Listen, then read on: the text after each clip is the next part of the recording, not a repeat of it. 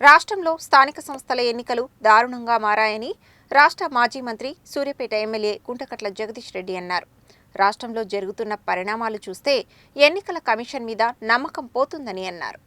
శనివారం బీఆర్ఎస్ నల్గొండ జిల్లా కార్యాలయంలో ఏర్పాటు చేసిన మీడియా సమావేశంలో ఆయన మాట్లాడారు. స్థానిక సంస్థల ఎన్నికల సందర్భంగా ప్రభుత్వ అధికారులు, పోలీసులు, కాంగ్రెస్ కార్యకర్తలు ఒకవైపు, బీఆర్ఎస్ కార్యకర్తలు ఒకవైపు ఉన్నారని, నామినేషన్ వేసే బీఆర్ఎస్ అభ్యర్థులను భయభ్రాంతులకు గురి చేస్తున్నారని, కాంగ్రెస్ హత్య రాజకీయాలను ప్రోత్సహిస్తుందని ఆరోపించారు. బీఆర్ఎస్ హయాంలో ఎక్కడా రాజకీయ ఘర్షణలకు తావులేదని, జిల్లాలోని 2 మంత్రుల పీఏలు రోజు పోలీసులకు ఆదేశాలు ఇస్తున్నారని ఆరోపించారు. బీఆర్ఎస్ కార్యకర్తలపై అక్రమ పోలీస్ కేసులు పెడుతున్నారని, సూర్యాపేట జిల్లాలోని 4 నియోజకవర్గాలలో పోలీసులు కాంగ్రెస్ కార్యకర్తల మాదిరిగా పనిచేస్తున్నారని అన్నారు. జిల్లాలో హోంగార్డులు కూడా జిల్లా ఎస్పీలను లెక్క చేసే పరిస్థితి లేదని, బీఆర్ఎస్ నేతలు గెలిచిన చోట రీకౌంటింగ్ పేరుతో ఇబ్బందులు పెడుతున్నారని మండిపడ్డారు. చిన్నకాపర్తిలో బీఆర్ఎస్ కు వేసిన ఓట్ల బ్యాలెట్ పేపర్లు డ్రైనేజీలలో ఉన్నాయని, బ్యాలెట్ పేపర్లు డ్రైనేజీలలోకి వస్తుంటే అధికార యంత్రాంగం ఏం చేస్తోందని ప్రశ్నించారు. చిన్నకాపర్తి బ్యాలెట్ పేపర్ల విషయంలో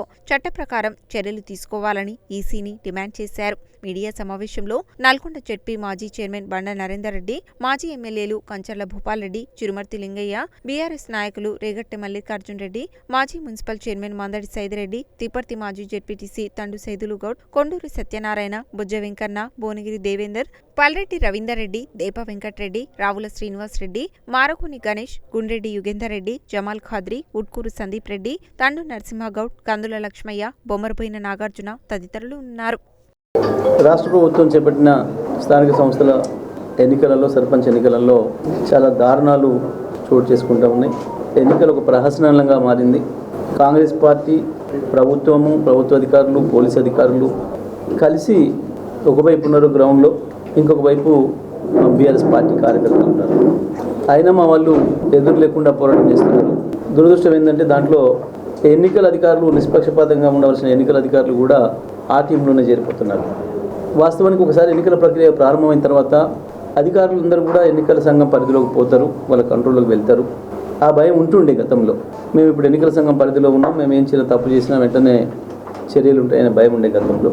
కానీ దురదృష్టవశాత్తు నల్గొండ జిల్లాలో కావచ్చు, ఉమ్మడి నల్గొండ జిల్లాలో కావచ్చు, తెలంగాణ ఇతర ప్రాంతాల్లో కూడా చూస్తూ ఉన్నాం. ప్రభుత్వంలోని అన్ని శాఖల అధికారులు, కాంగ్రెస్ పార్టీ కార్యకర్తలు వాళ్ళందరికీ మించి అతి ఉత్సాహంతో పోలీసులు కొంతమంది కలిసి ఒక టీంగా పనిచేస్తూ ఎక్కడికక్కడ బీఆర్ఎస్ పార్టీ కార్యకర్తల్ని నామినేషన్లు వేయకుండా అడ్డుకునే ప్రయత్నాలు చేస్తున్నారు. కానీ ఒకసారి తెలంగాణ ఏర్పడిన తర్వాత కేసీఆర్ గారి నాయకత్వంలో ముఖ్యమంత్రిగా వారి ఆదేశాల మేరకు ఎక్కడ కూడా రాజకీయ ఘర్షణలకు తావుండకూడదు, ఎన్నికలప్పుడు కొద్ది రోజులే రాజకీయాలు ఓట్ల కొరకు తప్ప, ఎన్నికలు వెళ్ళి తెల్లవారి అందరూ ఒకటే, ప్రభుత్వానికి అందరూ సమానమే, మీరందరూ కూడా ఆ పద్ధతిలో పనిచేయాలని చెప్పి వారి ఇచ్చిన ఆదేశాల మేరకు నేను నల్గొండ జిల్లాలో మంత్రిగా నేను కావచ్చు, మా శాసనసభ్యులందరూ ఎవరు కూడా ఎక్కడ కూడా ఒక చిన్న ఘర్షణను ప్రోత్సహించలే. పోలీసులను ఎక్కడ కూడా మేము వాడలే.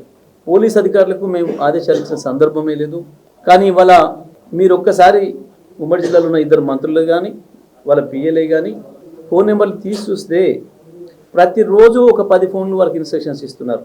ఏ మండలంలో, ఏ గ్రామంలో ఎవరి మీద కేసులు పెట్టాలి, ఎవరిని నామినేషన్లు వేయకుండా నిరోధించాలి, ఎవరిని పట్టుకొచ్చి ఇక్కడ కూర్చోబెట్టాలి అని చెప్పి.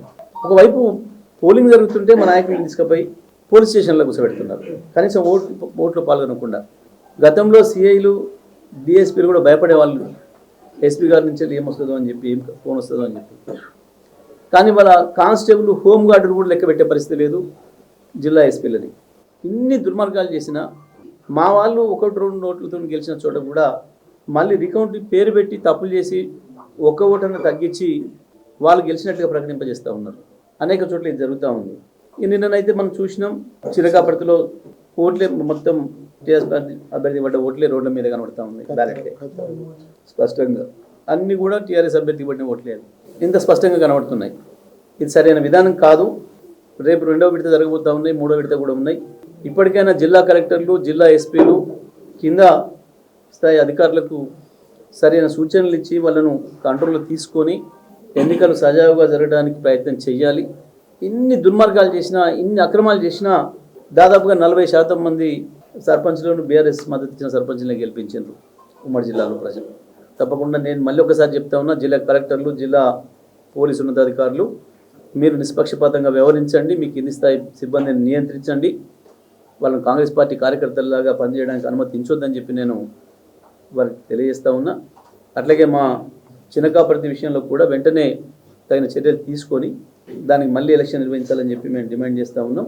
అక్కడ ఎట్టి పరిస్థితుల్లో కూడా ఎన్నిక రద్దు చేయాలి, మళ్ళీ ఎన్నికలు నిర్వహించాలని చెప్పి కూడా నేను డిమాండ్ చేస్తూ ఉన్నాను.